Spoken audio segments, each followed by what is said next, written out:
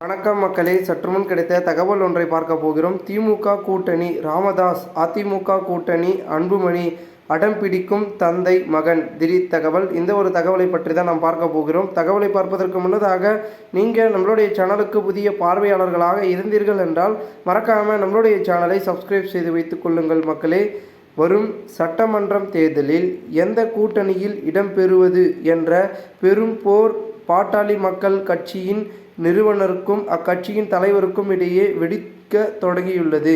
ஏற்கனவே கட்சிக்குள் கருத்து முரண்பாடு வந்து நான் நீ என போட்டி போட தொடங்கியுள்ள நிலையில் கூட்டணி தொடர்பான முடிவுகளில் பெரும் குழப்பம் நீடிக்கிறது.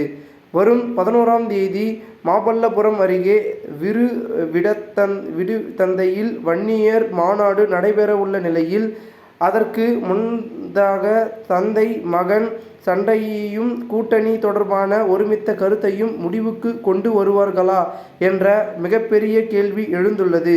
கடந்த நாடாளுமன்ற தேர்தலில் அதிமுக பாஜக கூட்டணியில் பங்கேற்ற பாமக தர்மபுரியில் கூட வெற்றி பெற முடியவில்லை. இதனால் கடும் அதிருப்தியில் இருந்த ராமதாஸ் இனி அதிமுக பாஜக கூட்டணி வேண்டாம் என்ற முடிவை கையில் எடுத்துள்ளார்.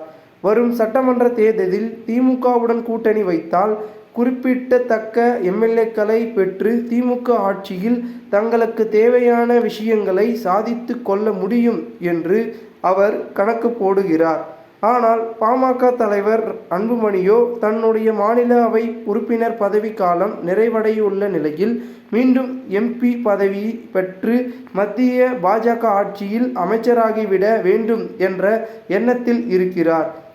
அதனால் வரும் 2026 சட்டமன்ற தேர்தலில் அதிமுக பாஜக கூட்டணியில் இணையவே அவர் விடாப்படியாக இருப்பதாக பாட்டாளி சொந்தங்கள் பேசி வருகின்றனர். இந்த விவகாரம் கட்சி விவகாரமும் குடும்ப விவகாரமும் சேர்ந்து பாமக நிறுவனர் ராமதாஸ் மற்றும் கட்சி தலைவர் அன்புமணிக்கிடையே பெரும் ஈகோ யுத்தம் வெடித்து கிடக்கின்றது. அதனை சரி செய்ய பல நிர்வாகிகளும் முயன்றாலும் ராமதாஸ் அதற்கு உடன்படு வருவதில்லை என்றும் இது தான் உருவாக்கிய கட்சி தான் சொல்வதை கேட்டுத்தான் அனைவரும் நடக்க வேண்டும் என்பதில் உறுதியாக இருப்பதாக தெரிகிறது.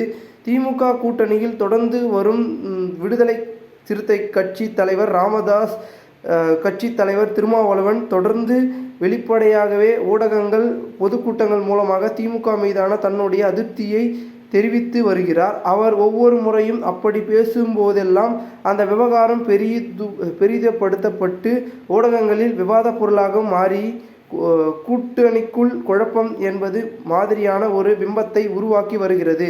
இப்படி திருமாவளவன் பேசுவது திமுக தலைமைக்கு தர்ம சங்கடத்தை ஏற்படுத்தி வருவதுடன் பிற சிறிய கூட்டணி கட்சிகளுக்கு விசிகாவை பின்பற்றி பேச தொடங்கினால் நிலைமை விபரீதமாகிவிடும் என்பதனையும் திமுக தலைமை உணர்ந்திருப்பதால் இதனை சரி செய்ய திமுக தலைமை ஒரு முடிவை எடுக்கவிருப்பதாக அறிவாலயம் வட்டாரங்கள் தெரிவிக்கின்றனர். இந்த ஒரு தகவல் அரசியல் வட்டாரங்களில் பரபரப்பாகவும் விறுவிறுப்பாக பேசப்படுகிறது. இந்த ஒரு தகவலை குறித்த பொதுமக்கள் உங்களுடைய கருத்துக்களை கூறுங்கள். நன்றி, வணக்கம்.